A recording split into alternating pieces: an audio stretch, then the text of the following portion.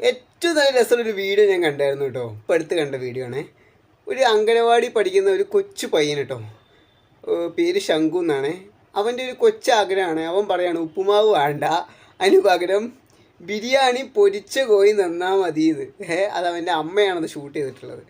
അപ്പോൾ അത് എങ്ങനെയോ വീഡിയോ വൈറലായിട്ട് ഇത് ആരോഗ്യമന്ത്രി വീണ ജോർജ് കണ്ടായിരുന്നു. പുള്ളിക്കാരി എന്തായാലും അത് കാര്യത്തിലെടുത്തിട്ടുണ്ട്.